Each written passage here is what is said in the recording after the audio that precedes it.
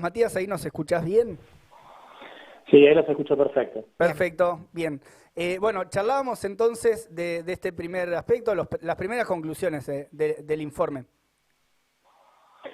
Bueno, las primeras conclusiones tienen que ver con que si uno le quedaba alguna duda de si las empresas farmacéuticas, como pasó con la clase trabajadora, pudieron haber entrado en crisis, pudieron haber tenido pérdidas, efectivamente el informe del INDEC da muestras de que no solo no perdieron, sino que incluso han incrementado su facturación, ¿no? Este número que aparece desde el primer trimestre del 2020 hasta el primer trimestre del 2021 da cuenta de que el aumento en la facturación es cercano al 60%, es decir que ni siquiera con la inflación se puede explicar ese aumento, mientras que nuestros salarios van perdiendo frente a la inflación, mientras el conjunto de la clase trabajadora entra en crisis durante la pandemia, estas empresas farmacéuticas en nuestro país siguen prosperando. Claro. Aparece ahí también, hay digamos, está la relación entre la producción nacional y incluso la parte de ganancia que llevan por la reventa de medicamentos que se producen en el exterior. ¿Vos tenés idea de cómo operan estas farmacéuticas? O sea, desde el punto de vista del desarrollo también de la tecnología o de la capacidad de producción, y cómo juega también ahí la importación de productos.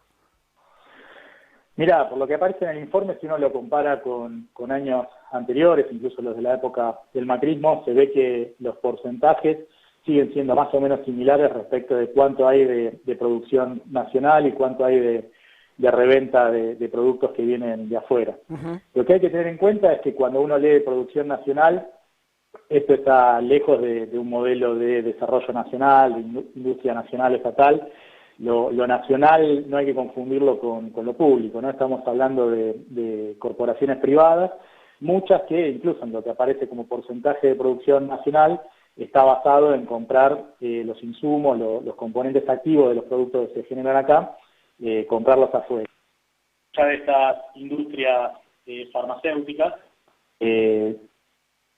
están en relación con industrias transnacionales. ¿Sí? Si uno se fija quiénes son los nombres que aparecen acá, y muchos van a estar en relación con Novartis, con Pfizer, con Remer. Entonces, no es lo mismo hablar de industria farmacéutica que hablar de producción nacional o mucho menos de producción pública. Claro. Ahí el aspecto también que surge del informe, bueno, destaca incluso cuáles son los sectores, ¿no?, de la industria farmacéutica en función de a dónde están orientados esos medicamentos que también los segmenta, ¿no?, en función de cuáles tuvieron más impacto en las ganancias. ¿Te parece que esto tiene algún tipo de relación con las necesidades reales de la población en materia sanitaria? O sea, ¿qué relación se establece entre, no sé, marcar algunos medicamentos con un determinado precio, buscando un tipo de tasa de ganancia y con las enfermedades que estarían llamados a paliar, digamos, o a atender? Mira, esto va de la mano en general con un modelo médico hegemónico que no solamente existe en nuestro país, sino que existe a nivel mundial, en donde básicamente las farmacéuticas aparecen para vendernos soluciones a problemas que muchas veces el propio sistema crea, ¿no? Si uno a esto le agrega una pandemia que implica aislamiento, que implica reclusión, obviamente empiezan también a aparecer problemas vinculados con la falta de ejercicio, problemas cardiovasculares, problemas vinculados también con estado de ánimo, con depresión.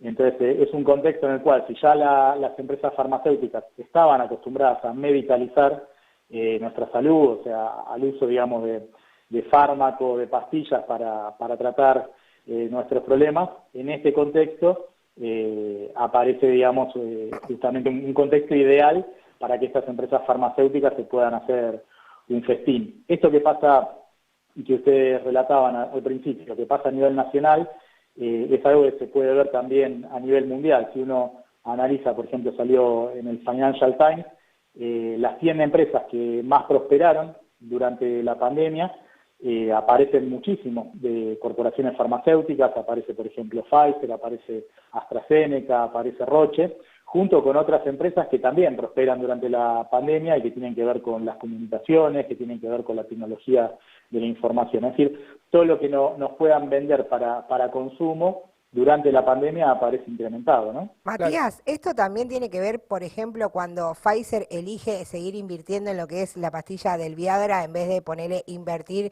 en medicamentos con el Alzheimer, que son noticias que salieron incluso antes de la pandemia. Sí, en el caso del Viagra, bueno, aparece originalmente como un medicamento que tenía que ver con el tratamiento de las enfermedades cardiovasculares y luego encuentran esta función. Tiene que ver también con lo que charlábamos con ustedes hace algunas semanas o meses en relación con nuestras investigaciones, que muestran que buena parte de la agenda de investigación en biomedicina y salud está orientada efectivamente en función de los intereses de las grandes farmacéuticas, que cada vez estos intereses aparecen más imbrincados, ya no solamente financiando, sino incluso en redes de coautoría con las universidades y con las instituciones públicas. Lógicamente, cuestiones que tengan que ver con cuáles son los gatillantes de la crisis vinculada con la pandemia, todo lo que tiene que ver con los aspectos sociales, con los aspectos ambientales, la problemática del hambre, de la contaminación, no son cuestiones, digamos, que estén dentro de esta agenda de investigación, ni obviamente de la agenda de las farmacéuticas. Va a estar mucho más concentrada la agenda de las farmacéuticas en ver qué es lo que nos pueden vender. En ese sentido, es bastante interesante si uno se fija, o sea, en este momento aparece como que buena parte de la solución al problema de la pandemia viene de la mano de Pfizer, viene de la mano de AstraZeneca, que son o Moderna, que son algunas de las grandes corporaciones que están fabricando las vacunas. Y si uno se fija en lo que es la producción de trabajos de investigación, artículos científicos, desde que apareció la pandemia del COVID, menos del 5% de los artículos científicos están vinculados con corporaciones farmacéuticas, con la industria. La gran mayoría son desarrollos generados por instituciones públicas, universidades, instituciones científicas, y luego las grandes farmacéuticas, que en general, y esto también hay trabajos publicados, dedican mucho más porcentaje de su presupuesto a promoción, a marketing, y mucho menos a investigación. Lo que termina pasando es que después estas empresas farmacéuticas cooptan, hacen una suerte de extractivismo del conocimiento generado en las universidades y las instituciones, y con eso generan los desarrollos, se apropian a nivel privado y terminan quedándose con los dividendos, ¿no? En el caso de AstraZeneca, uno habla de la vacuna de AstraZeneca, en realidad fue generada en Oxford, ¿no? Claro. ¿Y cómo operan estas farmacéuticas? ¿Desarrollan tecnología o la importan? ¿De qué origen son sus capitales? No, en la mayor parte de los casos, muchos tienen orígenes o alianzas con capitales transnacionales, pero bueno, lo hemos nombrado también, no necesariamente por ser nacional sea más bueno, sea mejor que por ser transnacional, ¿no? En el caso Claro. del grupo Insur, del cual participa Sigman, en el cual está metida la empresa MabScience, que produce acá el principio activo de la vacuna de Oxford AstraZeneca. Es un grupo gigantesco que tiene capital en nuestro país y también en otros países, pero está asociado con el concepto de lo nacional. Pero sea nacional o sea transnacional, lo que está de fondo en el caso de todas las corporaciones farmacéuticas es el lucro, ¿no? Claro, claro. Y un lucro que también es preocupante, digamos, en la medida en que los precios continúan en esta dinámica que menciona el informe, 57% arriba de la inflación, y que efectivamente hace difícil también incluso el acceso, ¿no? A muchos que incluso para un sector de la población son imprescindibles y que tienen que ver directamente con el cuidado de la vida. Matías, te agradecemos por la comunicación, por estar de nuevo acá en Alerta Spoiler, como siempre. No, al contrario, el agradecido soy yo. Les mando un gran abrazo. Un abrazo, saludos.